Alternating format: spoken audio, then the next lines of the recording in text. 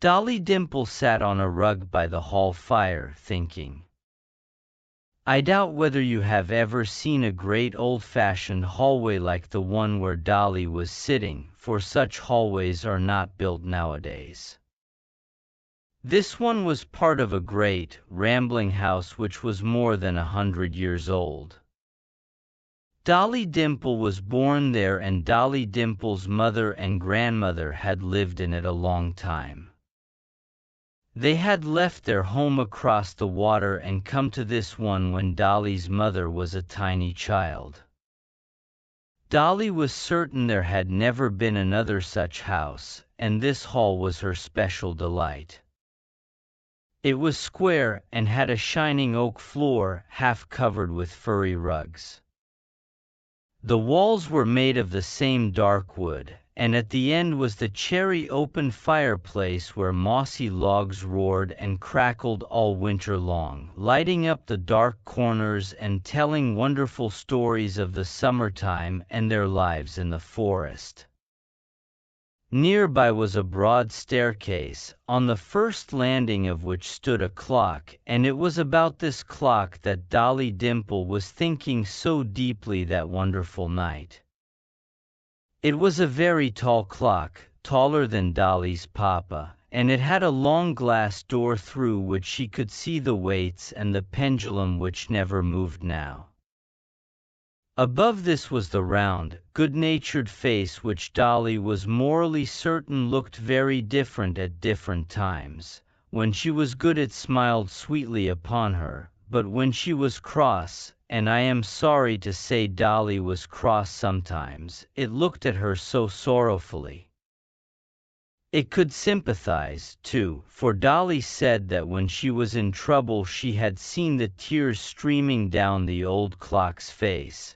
But since she was looking through a mist of tears herself at such times, I should not like to say that this was really true. But the strangest thing of all about this clock was that it would strike.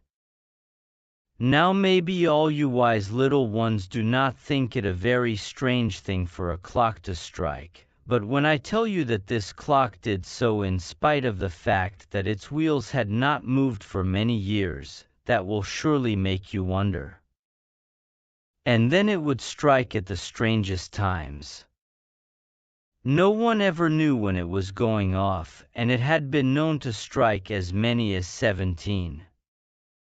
Dolly couldn't understand it at all, and as no one explained it to her, it had puzzled her a great deal.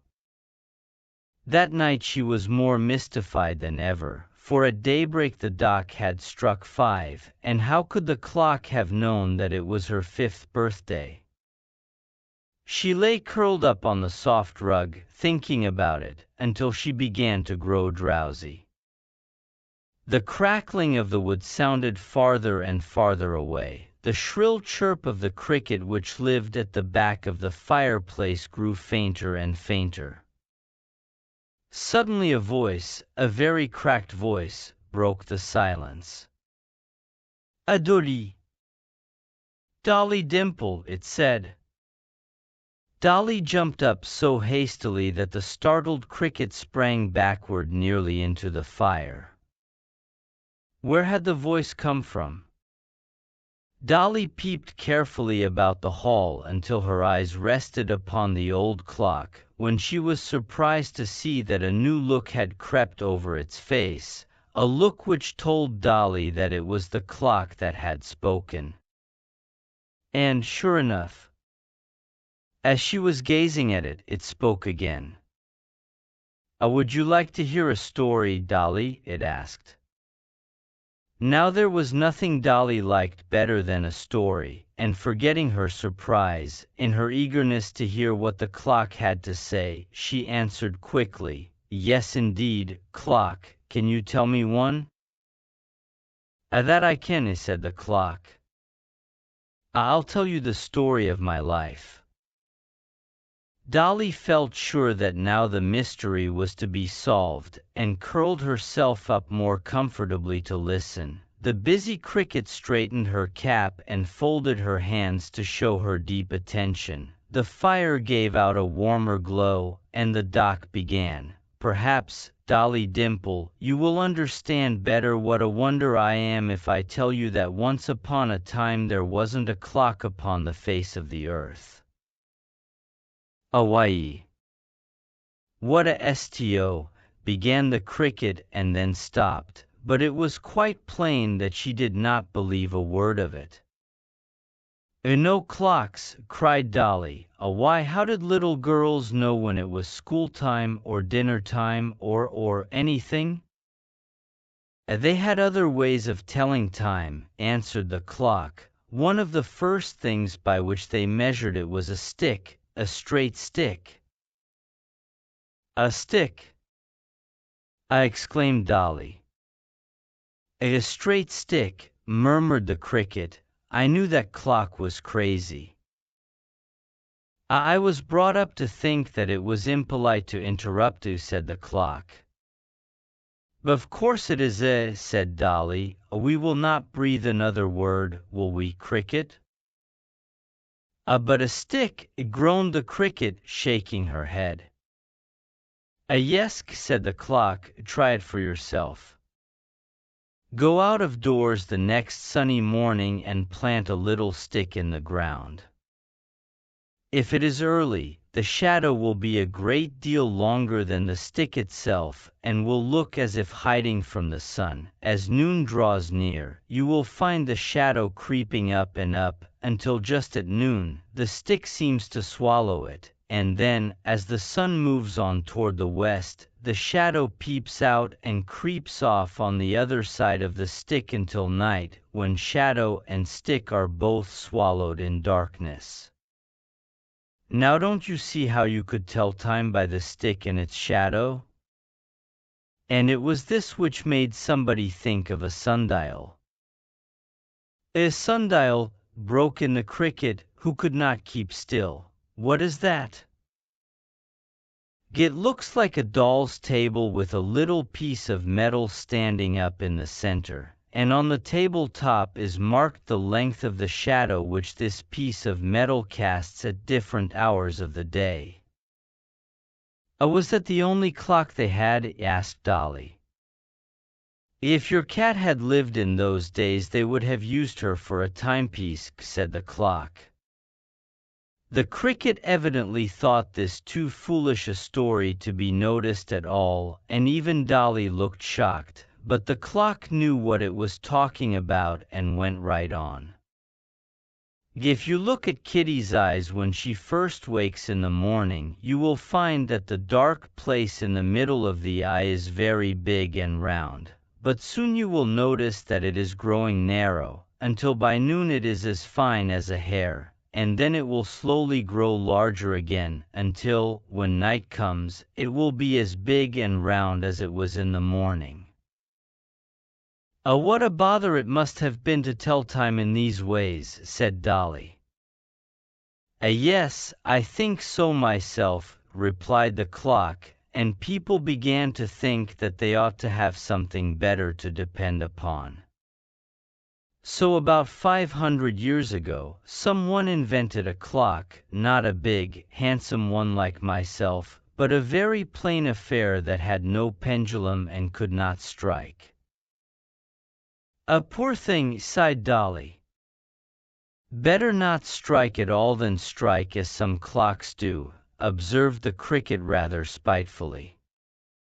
But it was a clock, and considered a very wonderful thing in those days, continued the clock, and people must have been pretty well satisfied, for they did not add a pendulum for several hundred years.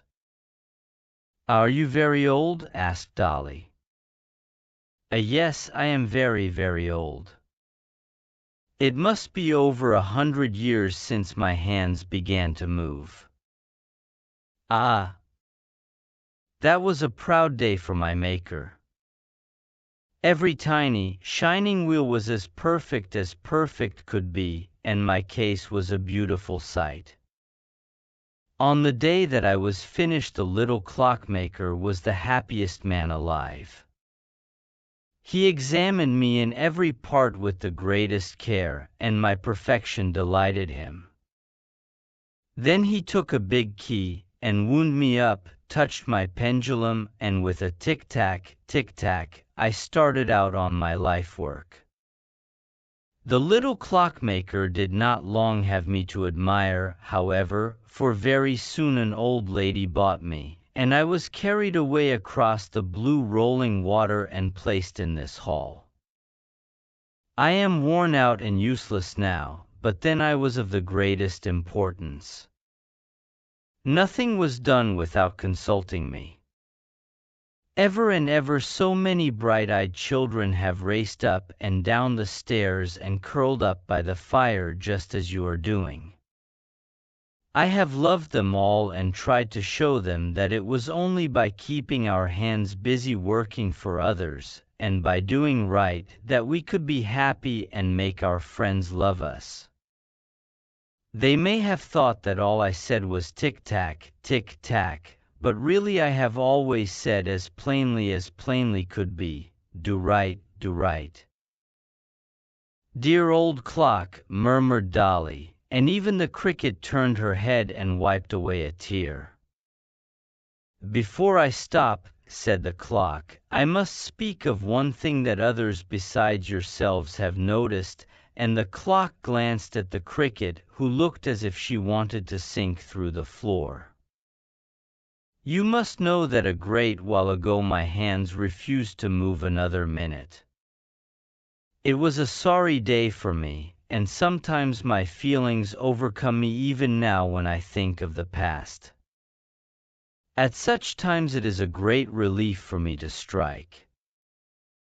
You dear old clock, cried Dolly, you shall strike as often as you please, and if the cricket ever dares. Dolly! Dolly Dimple! Harry was calling. Dolly sat up and rubbed her eyes. What is the matter?" she asked. "That's what I'd like to know." "Why, the very idea of a little girl with a birthday sleeping as if it were any other day." Sleeping. I haven't slept a wink. Why, the clock has been talking, and the cricket, and very likely. As if I'd believe that when I've knocked over the poker and the shovel and the tongs, and you never so much as winked. That's what I'd like to know. Why, the very idea of a little girl with a birthday sleeping as if it were any other day. Sleeping. I haven't slept a wink. Why, the clock has been talking, and the cricket, and very likely. As if I'd believe that when I've knocked over the poker and the shovel and the tongs, and you never so much as winked.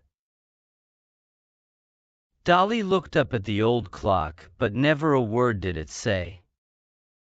The broad, good-natured face beamed down upon her the same as ever, but she fancied it wore a wise expression that said as plainly as so many words, "Keep quiet, boys are not half so wise as they think they are. Don't mind him, but remember all I have told you, and try to learn something every day from everybody. Be glad that you have clocks to tell you the time and to remind you to keep your hands busy and to do right, do right." Dolly! Dolly! Why do you keep staring at that old clock?